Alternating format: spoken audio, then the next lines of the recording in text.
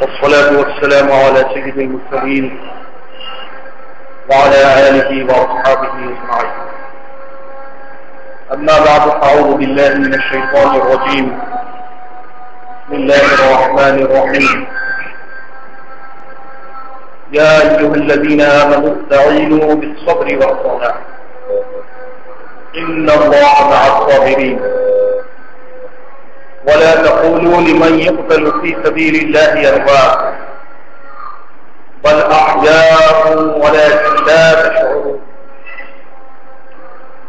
ولنبلونكم بشيء من الخوف والجوع ونقص من الأموال والأنفس والثمرات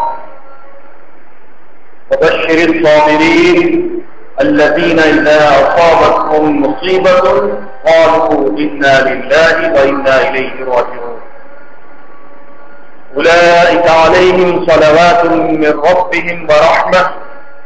وأولئك هم المهتدون. صدق الله العظيم.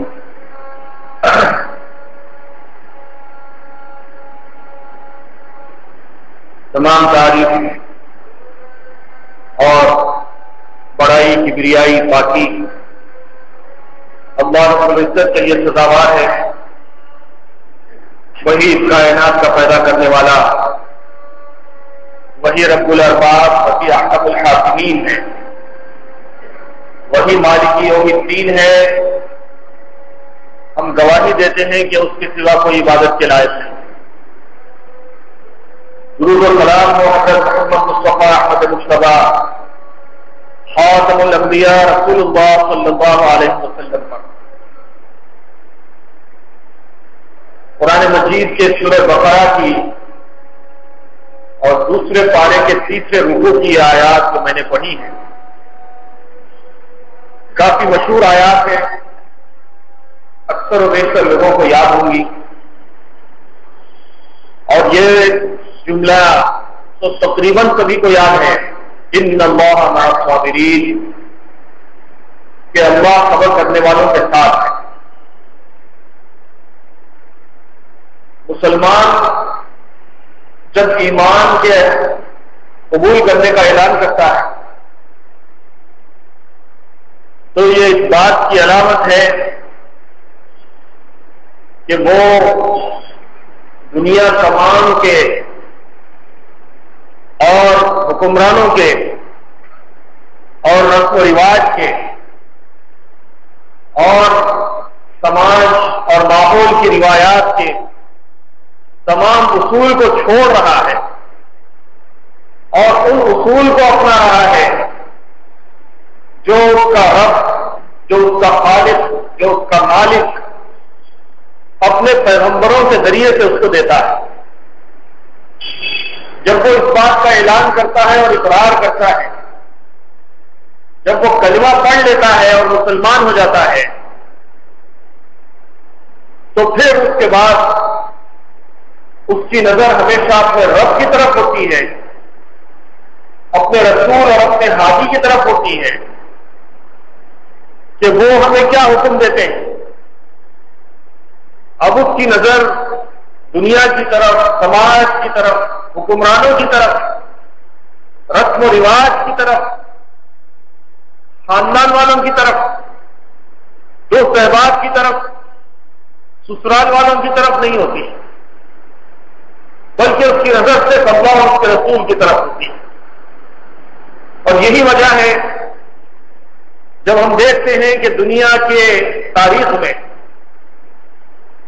سبھی پیغمبروں کی امتوں نے اور امتیوں نے جب ایمان کا اعلان کیا تو پھر اس کے بعد انہوں نے کسی کی پرواہ نہیں. مثال کے طور پر ہم پہلے نظر کریں موسیٰ علیہ السلام کے زمانے کی اس واقعے کی طرف، جبکہ موسیٰ علیہ السلام نے اپنے معجزے فرعون کے سامنے دکھلائے اور کہا کہ یہ اللہ کی طرف سے نشانیاں دے کر میں بھیجا گیا ہوں اور میں اپنے رب کی طرف سے بھیجا گیا ہوں، جو میرا بھی رب ہے، تمہارا بھی رب ہے، تمہارے باپ دادا کا بھی رب ہے. فرعون کو غصہ آیا اور اس نے کہا کہ یہ تو بڑا جادوگر معلوم ہوتا ہے اور جادو کے ذریعے سے ہمارے ملک اور سلطنت پر قبضہ کرنا چاہتا ہے، کا مقابلہ کراؤ بڑے جادوگروں سے۔ چنانچہ مقابلہ کرایا گیا، جادوگر بلوائے گئے اور سب نے اپنے اپنے جادو کے زبردست کرشمے دکھلائے۔ حال یہ ہوا کہ سینکڑوں نہیں ہزاروں کی تعداد میں، روایات میں لکھا ہے، تفسیر کی کہ قریب 70,000 جادوگر تھے جو موسیٰ علیہ السلام کے مقابلے پر آئے، اور عوام کا جو اجتماع تھا اس زمانے میں جبکہ آبادیاں اتنی نہیں تھی، لیکن مصر کی سلطنت سے جب اعلان ہوا تو دور دراز سے لوگ جمع ہوئے موسیٰ علیہ السلام اور جادوگروں کا مقابلہ دیکھنے کے لیے۔ تو بتایا گیا ہے کہ 6 لاکھ آدمی موسیٰ علیہ السلام اور جادوگروں کا مقابلہ دیکھنے کے لیے جمع ہوئے۔ مقابلہ جب ہوا، جادوگروں نے پوچھا کہ اے موسیٰ پہلے تم اپنا ہتھا ڈالو گے یا ہم اپنی رسیاں ڈالیں؟ تو موسیٰ علیہ السلام نے کہا کہ تم ہی ڈالو پہلے اپنی رسیاں۔ جب انہوں نے رسیاں ڈالی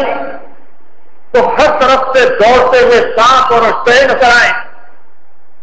قرآن مجید نے کہا کہ انہوں نے اپنے جادو کا بہت بڑا کمال دکھایا،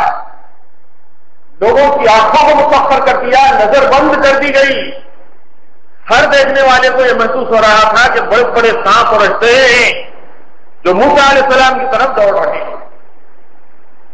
اور پھر قرآن مجید کہتا ہے کہ تھوڑی دیر کے لیے موسیٰ علیہ السلام بھی گھبرائے، پھر اللہ تعالیٰ نے حکم دیا کہ اے موسیٰ آپ بھی اپنا عصا ڈالیے۔ تو موسیٰ علیہ السلام نے اپنا عصا ڈالا اور موسیٰ علیہ السلام کا عصا جب اژدہا بنا تو ان 70,000 سانپوں کو 1 سیکنڈ میں نگل گیا۔ جب یہ معجزے کی چکاچوند موسیٰ علیہ السلام کے سامنے جادوگروں نے دیکھی، وہ تو جادو کو جانتے تھے، پہچانتے تھے، اس کی حقیقت سے واقف تھے۔ انہوں نے سمجھ لیا کہ موسیٰ علیہ السلام کے پاس جو طاقت ہے وہ جادو کی نہیں ہے، وہ تو اللہ کی طاقت ہے، جس کے نتیجے میں ہمارا سحر، ہمارا جادو، ہماری چال بازیاں سب کی سب ناکام ہو گئی، اور بغیر کسی تاخیر کے، بغیر کسی کی پرواہ کیے کہ فرعون کی طاقت کی پرواہ کیے بغیر، اس کی سزاؤں کی پرواہ کیے بغیر، اور اس کی طرف سے انعامات کی لالچ کی پرواہ کیے بغیر، سب کے سب بیک وقت موسیٰ علیہ السلام کے سامنے سجدے میں گر گئے اور اعلان کیا کہ ہم رب العالمین پر ایمان لاتے ہیں، موسیٰ اور ہارون علیہ السلام کے رب پر ایمان لاتے ہیں۔ فرعون گھبرایا، اور بتایا یہ گیا ہے کہ جب یہ جادوگر 70,000 کی تعداد میں ایمان قبول کر لیے تو ان کو دیکھ کر عوام کا بھی ایک بہت بڑا مجمع ایمان لانے کا اعلان کرنے لگا۔ فرعون گھبرایا کہ یہ سارے کے سارے لوگ ایمان لائیں گے، ہماری حکومت ختم ہو جائے گی، سلطنت ختم ہو جائے گی، اقتدار چلا جائے گا۔ اس نے کہا کہ اگر تم میرے سے پوچھنے سے پہلے ایمان لے آئے ہو تو اب میں تم کو ایسی سزا دوں گا کہ مخالف سمت کے ہاتھ اور پیر کاٹوں گا، پھر تم کو سولی چڑھاؤں گا۔ تو جادوگروں نے کہا کہ تجھے جو چاہے کر لے، ہم کو اس کی پرواہ نہیں ہے، ہم تو اپنے رب کے پاس پہنچنے والے ہیں۔ اور بتایا گیا ہے کہ فرعون نے وہ تمام جادوگروں کے ہاتھ اور پیر کاٹے، ان کو سولی چڑھا دیا، وہ سب کے سب شہید ہو گئے۔ ہاتھ کاٹے گئے ایک طرف سے، پیر کاٹے گئے ایک طرف سے، پھر جو باقی جسم بچا تھا اس کو سولی پر لٹکا دیا گیا۔ کیا کوئی اندازہ کر سکتا ہے کہ کیا تکلیف ہوگی، کیا مصیبت ہوگی، کیا کرب ہوگا، کیا درد ہوگا جس کو انہوں نے سہا، اور لب کے اوپر کوئی شکوا نہیں، کوئی شکایت نہیں، کوئی چیخو پکار نہیں، کوئی آہو بکا نہیں، بلکہ اپنی کامیابی کا اعلان کیا انہوں نے۔ پھر اس کے بعد تاریخ انسانیت کے اوراق کو آپ پلٹتے چلے جائیں، چاہے موسیٰ علیہ السلام کے پہلے کے زمانے کے تاریخ انسانیت کے واقعات کو دیکھیے، چاہے اس کے بعد کے واقعات کا سلسلہ دیکھتے چلے جائیے، اور آئیے نبی کریم صلی اللہ علیہ وسلم کے زمانے کی طرف کتنے صحابہ کرام ہیں، ایک ایک صحابی کا واقعہ آپ غور سے پڑھتے چلے جائیں کہ جب انہوں نے اسلام قبول کرنے کا اعلان کیا تو دنیا کی رسم و رواج کی، حکومتوں کی، غنڈوں کی، ظالموں کی، اپنے جان کو قربان کر دینے کی کسی کی پرواہ نہیں، اور بہار ہو کے خزاں لا الہ الا اللہ کا انہوں نے اعلان کیا، اور جب مصائب آئے، پریشانیاں آئی، تو اپنے رب کی طرف متوجہ رہے، نماز کے ذریعے سے، صبر کے ذریعے سے انہوں نے اللہ کی مدد حاصل کی، اور اگر اللہ کو یہ منظور ہوا کہ ان کی جان اسی راستے میں ختم ہو جائے تو انہوں نے جام شہادت پوش کرنا پسند کیا، اور ان آیات کی تفسیر بن گئے جس میں کہا گیا کہ یا ایھا الذین آمنوا استعینوا بالصبر والصلاۃ، اے ایمان والو نماز اور صبر کے ذریعے سے اللہ کی مدد طلب کرو، ان اللہ مع الصابرین، اللہ صبر کرنے والوں کے ساتھ ہے۔ اور پھر لوگوں کو تلقین کی گئی کہ ولا تقولوا لمن يقتل في سبيل الله اموات، کیا لوگوں جو لوگ اللہ کے راستے میں مارے جائیں ان کو مردہ مت کہو، بل احیاء، بلکہ وہ زندہ ہے، ولکن لا تشعرون، لیکن ان کی زندگی کا تم کو شعور نہیں۔ سورہ آل عمران میں اسی موضوع کو ایک اور جگہ دہرایا گیا، وَلَا تَحْسَبَنَّ الَّذِينَ قُتِلُوا فِي سَبِيلِ اللَّهِ أَمْوَاتًا، جو لوگ اللہ کے راستے میں قتل کیے گئے ہیں ان کو یہ مت سمجھو کہ وہ مر گئے، بل احیاء عند ربهم يرزقون، بلکہ وہ زندہ ہیں اور اپنے رب کے پاس رزق پا رہے ہیں۔ فَرِحِينَ بِمَا آتَاهُمُ اللَّهُ مِنْ فَضْلِهِ، اللہ تعالیٰ نے اپنے فضل سے جو کچھ ان کو عطا کیا ہے اس پر وہ خوش و خرم ہیں، خوشیاں منا رہے ہیں، اور ان کی آرزو و تمنا یہ ہے کہ ان کی کامیابی کے بارے میں، ان کے اعلیٰ مرتبوں کے بارے میں، ان کو دی گئی جنتوں کے بارے میں، ان کے جو ساتھی دنیا میں رہ گئے ہیں ان کو اطلاع دے دی جائے، ان کو میسج دے دیا جائے، ان کو پیغام دے دیا جائے کہ ان کے بارے میں کوئی غم کرنے کی ضرورت نہیں اور کوئی خوف کرنے کی ضرورت نہیں، وہ کامیاب ہو چکے ہیں۔ حدیث میں آتا ہے کہ شہید کا خون زمین پر گرنے سے پہلے پہلے اللہ تعالیٰ اس کی مغفرت فرما دیتے ہیں۔ جو لوگ اللہ کے راستے میں مارے جاتے ہیں ان کی روحوں کو سب پرندوں کی شکل میں منتقل کر کے جنت کی فضاؤں میں چھوڑ دیا جاتا ہے، اور وہ جنت میں اس طرف سے اس طرف پر، اس شاخ سے اس شاخ پر، اس باغ سے اس باغ میں اڑتے پھرتے ہیں۔ ایک روایت میں آتا ہے کہ شہیدوں کی روحوں کو اللہ تعالیٰ عرش کے فانوسوں کے اندر منتقل کر دیتے ہیں، یعنی اللہ کا اتنا قرب ان کو نصیب ہو جاتا ہے۔ اور پھر یہ دونوں آیتوں میں یہ بتایا گیا کہ وہ مرے نہیں ہیں، وہ زندہ ہیں، بل احیاء ولکن لا تشعرون، بل احیاء عند ربهم يرزقون، وہ زندہ ہیں، ان کی زندگی کا تم کو شعور نہیں، تم سمجھ نہیں سکتے ان کی زندگی کیسی، ایسا زندہ ہے کہ وہ اپنے رب کے پاس رزق بھی پا رہے ہیں۔ حاضرین کرام، یہ وہ حقیقت ہے قرآن و حدیث کی روشنی میں جس سے معلوم ہوتا ہے کہ بندہ مومن جب اسلام قبول کر لیتا ہے، ایمان کا دم بھرنے لگتا ہے، کلمہ لا الہ الا اللہ کی روح اس کی جان کے اندر، اس کے دل اور دماغ کے اندر، اس کی رگوں کے اندر جب سرایت کر جاتی ہے تو وہ دنیا کی ظالم و جابر طاقتوں کے سامنے گھٹنے ٹیکنے کے لیے تیار نہیں ہوتا۔ اور یہی وہ تاریخ ہے جس کو آل اہل بیت اطہار حضرت حسن و حسین رضی اللہ عنہما اور آپ کے گھر والوں نے کربلا میں دہرائی ہے، اور اسی کی یاد ہر سال مسلمان عاشورہ کے دن منایا کرتے ہیں۔ یہاں یاد منانے کے طریقے لوگوں کے درمیان میں مختلف ہیں، کوئی جاہلانہ انداز میں یاد مناتا ہے اور کوئی اس یاد سے سبق حاصل کرتا ہے، اپنے ایمان کو تازگی بخشتا ہے اور اپنے زمانے کے حالات کو پیش کرنے کا حوصلہ اور طریقہ سیکھتا ہے۔ جو جاہل ہیں ان کو چھوڑ دیجیے، ان کی رسومات جاہلانہ، ان کا ماتم جاہلانہ، ان کے علم اور تعزیے جاہلانہ،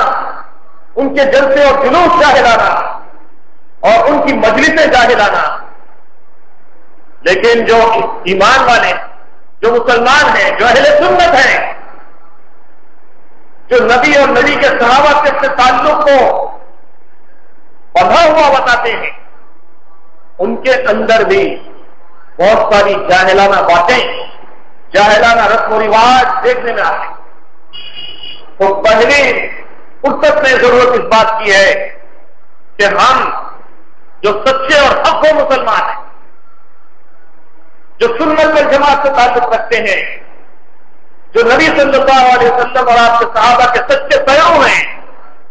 ہم کو اپنی صفوں کا جائزہ لینا ضروری ہے کہ ہم میں سے بھی کتنے لوگ ہیں جو یا تو اس مہینے میں بدعات کا شکار ہوئے یا تو کھلے طور پر شرک کا شکار، کچھ جہالت کے ایسے نچلے درجے میں ہیں جو شہدائے کربلا سے منتیں مانگتے ہیں، امام حسین سے منت مانگ رہے ہیں، عباس کے نام پہ منت مانگ رہے ہیں، علی اصغر و علی اکبر کے نام پہ منت مانگ رہے ہیں اور انہی کے نام پہ بھیک مانگ رہے ہیں، انہی کے نام پہ کوڑے لگا رہے ہیں، انہی کے نام پہ چاقو لگا رہے ہیں، انہی کے نام پہ اپنے بچوں کو زخمی کر رہے ہیں۔ آپ جا کر دیکھیے، میلے کے اندر دیکھتے ہی ہوں گے بہت سارے لوگ کیسی کیسی عجیب حرکتیں کرتے ہیں اور سمجھتے ہیں کہ اس سے ہم کو شہدائے کربلا سے قرب حاصل ہوگا اور وہ ہماری منتیں مرادیں پوری کر دیں گے۔ یہ تو کھلا ہوا شرک ہے۔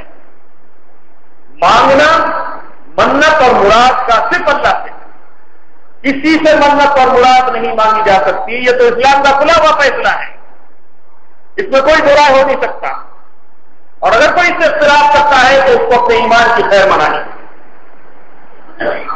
بہت سے لوگ ایسے ہیں جو منتیں مرادیں تو نہیں مانگتے لیکن سمجھتے ہیں کہ نہیں بھائی بہت ظلم ڈھایا گیا، بہت مصیبتیں آئیں، بچوں کے ساتھ ظلم کیا گیا، بڑوں کے ساتھ ظلم کیا گیا، حضور نبی کریم صلی اللہ علیہ وسلم کے نواسے ہونے کا بھی خیال نہیں کیا گیا۔ ہم کو بڑا صدمہ ہے، بہت غم ہے۔ فکری طور پہ تو غم ہو سکتا ہے لیکن غم منانے کا کیا جواب ہو سکتا ہے؟ لوگ غم مناتے ہیں اور ایسا غم مناتے ہیں کہ بہت سارے جائز چیزوں کو ناجائز قرار دیتے ہیں کہ گوشت نہیں کھائیں گے، شادی بیاہ نہیں کریں گے، دعوت نہیں کریں گے، کاروبار کا آغاز نہیں کریں گے، افتتاح نہیں کریں گے، نئی چیز استعمال نہیں کریں گے، دکان نہیں کھولیں گے، یہ نہیں کریں گے، وہ نہیں کریں گے۔ کیوں؟ محرم کا مہینہ ہے، محرم کا ہے تو غم کا مہینہ ہے۔ کوئی قرآن کی دلیل ہے آپ کے پاس کہ اس مہینے کو غم کا مہینہ قرار دیا گیا؟ کوئی حدیث ہے آپ کے پاس؟ کوئی صحابہ کا عمل ہے آپ کے پاس؟ کوئی ائمہ کے بارے میں آپ کے پاس جواب ہے کہ انہوں نے اس کو غم کا مہینہ قرار دیا؟ کوئی ایسی بات نہیں۔ پھر کیا ہے؟ نہیں، ہمارے گھر کا ایسے ہی طریقہ، ہمارے خاندان میں ایسے ہی ہوتا، ہمارے بڑے ایسے ہی کرتے آئے ہیں،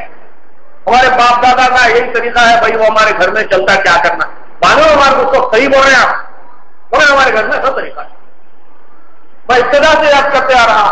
کہ ایمان قبول کرنے کے بعد نہ گھر کا طریقہ چلے گا، نہ باپ دادا کا طریقہ چلے گا، نہ دوست احباب کا، نہ سماج کا، نہ رسم و رواج کا۔ ما آتاکم الرسول فخذوہ، قرآن کا اعلان ہے کہ جو رسول صلی اللہ علیہ وسلم دے دیں بولے، وما نہاکم عنہ فانتہوا، اور جس چیز سے رسول اللہ صلی اللہ علیہ وسلم روکتے رک جاؤ۔ نبی صلی اللہ علیہ وسلم کا زمانہ جب آپ دنیا میں تشریف لائے، سب لوگ جانتے ہیں کہ دور جاہلیت کہلاتا تھا، لیکن جب آپ کی بعثت ہوئی، آپ کی نبوت کا اعلان ہوا اور آپ نے لوگوں کو دعوت توحید دینا شروع کی، تو وہاں سے دور نبوت کا آغاز ہوا، اور اس سے پہلے کا سارا زمانہ جاہلیت کا زمانہ ہے۔ اور جب دور نبوت کا آغاز ہوا، دعوت کا کام چلتا رہا، 23 سال کی تکمیل ہوئی، دین مکمل کر دیا گیا، تو حجۃ الوداع کے موقع پر نبی صلی اللہ علیہ وسلم نے اعلان کر دیا کہ میں نے جاہلیت کی تمام رسومات کو اپنے قدموں تلے رون دیا۔ آپ صلی اللہ علیہ وسلم نے حقوق ادا کرنے کی تلقین کری، عورتوں کے بارے میں ادا کیا کہ عورتوں کا حق ادا کرو، غلاموں کا حق ادا کرو، نماز پڑھا کرو۔ اس طرح سے آپ نے ہدایات دی، اور پھر جاہلیت کی رسومات کو آپ نے فرمایا کہ میں نے اپنے قدموں تلے رون دیا۔ یہ ماتم، یہ غم منانا اور یہ ہاہو کرنا، یہ ہنگامے، یہ میلے، یہ کھیلے، یہ سب کے سب جاہلانہ رسومات، لیکن کتنے سنی حضرات بھی جو ان کا ارتکاب کرتے ہیں ان رسومات کا، اور اس کو عبادت سمجھ سے کرتے ہیں۔ افسوس تو یہ کوئی کھیل تماشے کے طور پہ بھی نہیں، عبادت۔ کتنی عورتوں کو آپ دیکھیے ننگے پیر چلی جاتی، پھر سر پہ پلو ڈال لے کے، بہت سے پانی نہا کے پاک صاف ہو کے جاتے ہیں، اور بچوں کو لے کے جاتے ہیں، اور کیا کیا عجیب حرکتیں کرتے ہیں وہ جانتے ہیں۔ یہ سب جاہلانہ رسومات۔ پھر کچھ پڑھے لکھے درمیانی طبقے کے مسلمان ہیں، وہ بھی کچھ نہ کچھ یہ سمجھتے ہیں کہ یہ بھی ضروری ہے بھائی، محرم بھی ہے، کچھ تو کچھ ہے بہرحال، کچھ تو بھی کرنا، کچھ تو بھی کرنا، وہ تو کیا کرنا نہیں، 7 سے 10 11 تک کچھ فاتحہ تو بھی دلا۔ ارے نہیں، کچھ بھی نہیں کرنا، نہیں کچھ بھی نہیں کریں، ہم خالی تھوڑا قبولی پکائے، شربت بنائیں، تھوڑے روٹ بنا لیے، تھوڑی زیادہ نہیں کرتے ہیں وہاں پر، اب ہے نا پرانے نہیں۔ اسلام اس کی اجازت ہی نہیں دیتا۔ قرآن مجید کہتا ہے کہ جو رسول دے وہ لے لو۔ رسول نے کیا دیا عاشورے کے بارے میں؟ نبی صلی اللہ علیہ وسلم جب ہجرت کر کے مدینہ طیبہ آئے تو یہودیوں کو دیکھا کہ عاشورے کے دن روزہ رکھے ہوئے۔ آپ صلی اللہ علیہ وسلم نے پوچھا کہ کس چیز کا روزہ رکھ رہے ہیں؟ انہوں نے فرمایا کہ ہم موسیٰ علیہ السلام کے فرعون سے نجات حاصل کرنے کے دن کا روزہ رکھ رہے ہیں۔ عاشورہ کا وہ دن ہے جس دن موسیٰ علیہ السلام اور بنی اسرائیل کو فرعون سے نجات ملی تھی، اور اسی کے شکرانے میں موسیٰ علیہ السلام نے روزہ رکھا تھا، اس لیے ہم بھی روزہ رکھ رہے ہیں۔ آپ صلی اللہ علیہ وسلم نے فرمایا کہ موسیٰ علیہ السلام کی نجات کا شکرانہ منانے کے تو ہم زیادہ مستحق۔ آپ نے صحابہ کرام رضی اللہ عنہم کو حکم دیا کہ یہودی 1 دن کا روزہ رکھتے ہیں اور ہم 2 دن کا روزہ رکھیں گے، اور آپ نے اس میں ایک واضح پیغام دیا، ایک آئیڈینٹی دی اپنی امت کو کہ وہ لوگ 1 دن کا روزہ رکھتے ہیں، مسلمانوں تم 2 دن کا روزہ رکھو، 9 10 یا 10 11 کا، اور اس میں یہودیوں کی مخالفت کرو۔ عبادت بھی اگر ایسی کرنی ہے جس میں یہودی حق پہ نظر آ رہے ہیں تو بھی اس نے ان کی مخالفت کرنے کا حکم دیا۔ یہاں پر ایک بہت اہم میسج ہم کو ملتا ہے کہ آپ صلی اللہ علیہ وسلم نے غیر قوم کی تقلید کرنا، ان کی کاپی کرنا، ان کے جیسے اعمال اختیار کرنا، ان کے جیسے کام کرنا کبھی بھی پسند نہیں فرمایا۔ جب نماز کے لیے بلانے کا حکم ہوا اور مسلمانوں میں یہ احساس ہوا کہ مسلمانوں کی تعداد بڑھ رہی ہے، نماز کا وقت کب آتا کب جاتا معلوم ہونا مشکل ہو گیا ہے، اس لیے تو ایسا طریقہ ہونا چاہیے کہ جب نماز کا وقت ہو جائے تو کوئی اعلان ہو۔ مختلف تجاویز سامنے آئی۔ کسی نے کہا کہ یہودی لوگ اپنی عبادت کے لیے ناقور بجا کر لوگوں کو بلاتے ہیں، ہم بھی ایسا کوئی ناقور بجائیں، کوئی سیرن جیسا۔ حضور صلی اللہ علیہ وسلم نے پسند نہیں فرمایا، مختلف تجاویز آئیں، ایک دو دن گزرے، لوگوں نے اپنا خواب بیان کیا اور کچھ صحابہ نے خواب میں بتایا کہ ہم نے یہ کلمات سنے ہیں جو اذان کے، حضور صلی اللہ علیہ وسلم نے اس کو پسند کیا اور اذان کا طریقہ رائج کیا ہے، ورنہ عبادت کے لیے بھی کوئی باجا بجا دیا جاتا، سیرن بجا دیا جاتا، کوئی ناصور بجا دیا جاتا، کوئی میوزیکل انسٹرومنٹ ہوتا جس کی آواز پوری فضاؤں میں گونجتی اور لوگ اس کی آواز سن کے سمجھ جاتے کہ عبادت کا وقت ہو گیا ہے اور مسجدوں میں جمع ہو جاتے۔ آپ صلی اللہ علیہ وسلم نے کوئی تجویز پسند نہیں فرمائی، اور جب اذان کا طریقہ سامنے آیا خوابوں کے ذریعے سے تو آپ نے اس کو پسند کیا اور یہ کلمات اذان وجود میں آئے۔ پھر جب فجر کا وقت آیا تو حضرت بلال نے حضور صلی اللہ علیہ وسلم کے مکان پہ آ کے صدا لگائی، الصلاۃ خیر من النوم یا رسول اللہ۔ حضور صلی اللہ علیہ وسلم کو یہ کلمہ بھی پسند آ گیا اور آپ نے فرمایا کہ بلال بے شک تم نے صحیح کہا کہ نماز دین سے بہتر ہے، اور آئندہ سے فجر کی نماز میں اس کو بھی پکارا جائے، فجر کی اذان میں۔ تو ایسی بہت سی مثالیں ہم کو ملتی ہیں جس سے پتہ چلتا ہے کہ حضور صلی اللہ علیہ وسلم نے یہودیوں کے کاموں کو پسند نہیں کیا۔ آج دنیا میں مسلمانوں کے بھی حالات کچھ پچھلے امتوں سے اور پچھلے اسلاف سے مختلف نہیں ہیں، بڑے چیلنجز ہیں امت مسلمہ کو۔ پولیس اتوار کو میں نے عرض کیا تھا کہ محرم کا چاند نظر آ گیا، سال کا آغاز ہو گیا، لیکن وہی تڑپتی ہوئی لاشیں، معصوم بچوں کو لاشیں اٹھائے ہوئے ہمارے ماں باپ، اور بمباری سے تباہ ہوتی ہوئی عمارتیں، اور جگہ جگہ مندر کا اور مختلف قسم کا جھگڑا، ہندوستان کا مسلمان ہو، عرب کا ہو، افغان کا ہو، عراق کا ہو اور گلف کا ہو، پوری دنیا کا مسلمان مسائل سے دوچار ہے۔ گویا کہ آگ ہے، اولاد ابراہیم ہے، نمرود ہے، پھر کسی کا امتحان مقصود ہے، یا پھر یہ کہ کوئی یزیدی کردار ہے جو اسلام کے اوپر حملہ آور ہے، اسلام کی حقانیت کو مست کرنے کی کوشش کر رہا ہے، اور تلاش ہے کوئی حسینی کردار کی، مسلمان کٹ رہے ہیں۔ کیا مسلمان صرف کربلا میں شہید ہوئے؟ آج غزہ میں کتنے مسلمان شہید ہوئے؟ آپ دیکھ رہے ہیں کل تک کے لاشیں تڑپ رہی تھی۔ آپ نے اگر نیٹ کو دیکھا ہوگا تو سانس لینا مشکل ہے، ایسے دردناک مناظر ہمارے سامنے آ رہے ہیں۔ میں نے دیکھا اپنی آنکھوں سے ایک ویڈیو فوٹیج، ایک لاش تڑپ رہی ہے، اس کا ہاتھ کٹ کے ہاتھ الگ سے تڑپ رہا ہے، اور ایک ظالم یہودی آتا ہے اور اپنے جوتے سے اس کو اس طرح سے مسل دیتا ہے جیسے کسی چیونٹی کو مسلا جاتا ہے۔ وَلَنَبْلُوَنَّكُمْ بِشَيْءٍ مِّنَ الْخَوْفِ وَالْجُوعِ وَنَقْصٍ مِّنَ الْأَمْوَالِ وَالْأَنفُسِ وَالثَّمَرَاتِ۔ اے لوگوں، تم کو ضرور آزمایا جائے گا، خوف سے، بھوک سے، اور تمہارے پھلوں میں نقصان کے ذریعے سے۔ وَبَشِّرِ الصَّابِرِينَ، لیکن جو صبر کرنے والے ہیں، اذا اصابتهم مصیبۃ، جب ان کے اوپر مصیبتیں آتی ہیں، مصائب آتے ہیں، ابتلائیں آتی ہیں، آزمائشیں آتی ہیں، امتحانات آتے ہیں، ان کی جان کے لالے پڑ جاتے ہیں، ان کے گھروں کو اجاڑ دیا جاتا ہے، ان کے معصوم پھول جیسے بچوں کو شہید کر دیا جاتا ہے، آہو بکا نہیں کرتے،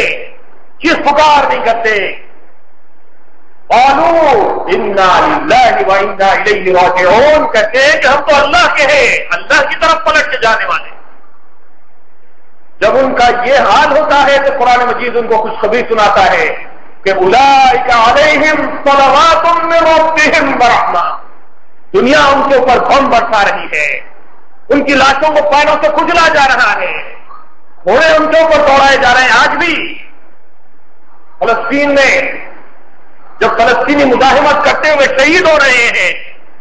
تو آپ دیکھیے کبھی ویڈیو فوٹیج کھول کے کتنے دردناک مناظر ہیں کہ لاشوں کے اوپر فوج ان کے اوپر سے دوڑائی جا رہی ہے۔ کیا وہی کردار نہیں ہے جو یزید نے کیا تھا کربلا کے میدان میں؟ کہ اہل بیت کے لاشوں کے اوپر سے گھوڑوں کو دوڑا دیا تھا، مسلح بنا دیا گیا تھا، سر الگ جسم الگ، ہاتھ اور پیر الگ، جسم کے ٹکڑے اور دھجیاں اڑائی جا رہی ہیں آج بھی مسلمان کی۔ یہ وہ زمانہ ہے جس کو جمہوریت کا زمانہ کہا جاتا ہے، انسانی حقوق کا حوالہ کیا جاتا ہے۔ دنیا میں کتوں کے حقوق ہیں، بلیوں کے حقوق ہیں، درندوں کے حقوق ہیں۔ کوئی کتے کو مارتا ہے تو امریکہ کی عدالتوں میں اس کے اوپر مقدمے چلائے جاتے ہیں، لیکن مسلمان بچے مر رہے ہیں، عورتوں کی عصمتیں تاثار ہو رہی ہیں، اور نوجوانوں کے دھجیاں اڑائی جا رہی ہیں جیل خانوں کے اندر، لیکن دنیا کا کوئی تہذیب یافتہ حکمراں ایک لفظ بولنے کے لیے تیار نہیں، بلکہ آپ دیکھ رہے ہیں کہ ایسی ظالمانہ کارروائی کے اوپر اوباما اپنی دوسری جیت کی جو تقریب مناتے ہوئے دنیا میں اڑتے پھر رہا ہے، برما جاتا ہے، اس کی پیٹھ تھپکتا ہے، وہاں مسلمانوں کا قتل عام ہو رہا ہے، لیکن کوئی بات کچھ نہیں ہوتی۔ میانمار جاتا ہے، وہاں کے لوگوں کی پیٹھ تھپکتا ہے،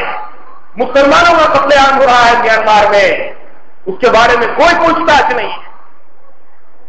اور غزہ میں اسرائیل کی طرف سے جو بمباری جاری ہے، اس کے بارے میں یہی کہتا ہے کہ اسرائیل کو اپنی دفاع کا حق حاصل ہے، لیکن یہ نہیں کہتا کہ فلسطین کو اپنے دفاع کا حق حاصل ہے۔ اور مسلمانوں کا حال یہ ہے کہ حکمراں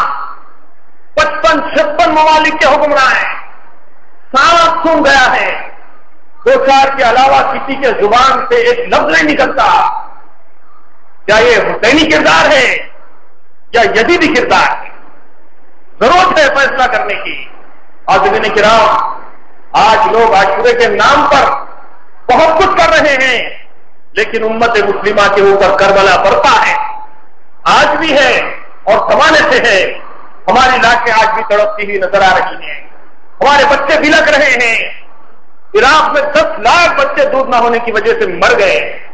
کون ہے ان کا پرسا نحال؟ افغانستان میں لاکھوں شہید ہوئے، کون ان کا پرسا نحال ہے؟ کوئی ان کی لاشوں کو کفن دینے والا نہیں، کوئی ان کا جنازہ پڑھنے والا نہیں، کوئی ان کے غصہ کو لاش حوالے کرنے والا نہیں۔ ایک لڑکی کو اگر گولی لگ گئی کسی وجہ سے، دنیا ساری پکار اٹھی، اور آج مسلمانوں کے ہاتھوں میں روزانہ 20 بچوں کی لاشیں ہیں تڑپتی ہوئی، لیکن دنیا کی آنکھ میں ایک آنسو آنے کے لیے تیار ہے، کسی کی آبرو کے اوپر بل نہیں آ رہا ہے۔ ہم تو مطمئن ہیں، ہم کو ہمارے رب نے خوشخبری سنائی ہے، اولئک علیہم صلوات من ربہم ورحمہ واولئک هم المہتدون، ان کے اوپر اللہ کی طرف سے رحمت نازل ہوتی ہے، اور یہ ہدایت یافتہ لوگ ہیں۔ دنیا میں یہ لوگ برباد ہوتے ہوئے نظر آ رہے ہیں، ان کی لاشیں شکستہ ہیں، ان کے ٹکڑے کیے جا رہے ہیں، جیسے کہ کہا گیا کہ قتل حسین اصل میں مرگ یزید ہے۔ آج یہ حسینی امت قتل ہو رہی ہے، لیکن یہ اصل میں مرگ یزید ہے۔ وقت کا جو یزید ہے امریکہ کی شکل میں یزید ہے، ہندوستان کے ہندوتوا کی شکل میں یزید ہے، افغانستان میں ناٹو کی شکل میں یزید ہے، عراق میں برباد کرنے والے حکمرانوں کی طرف سے یزید ہے، شام میں یزید ہے، اور مختلف مقامات پہ یزید ہے، اور جو مظلوم ہے وہ حسینی کردار اپنا رہے ہیں، وہ شہادت کا جام نوش کر رہے ہیں، اور اللہ کی رحمت ان کو اپنی آغوش میں لے رہی ہے۔ ہم چاہے مارے جائیں کامیاب ہیں، ہم چاہے جیت جائیں تو ہم ظفریاب ہیں، کامیابی تو ہمارے حق میں آ رہی ہے۔ ایک راکٹ گرتا ہے اسرائیل کے اوپر، آپ دیکھیے فوٹوز نکال کر تو کتنی چیخ پکار ہوتی، ہنگامہ برپا کر دیا اسرائیل، 1-2 کوئی مارے گئے ان کے،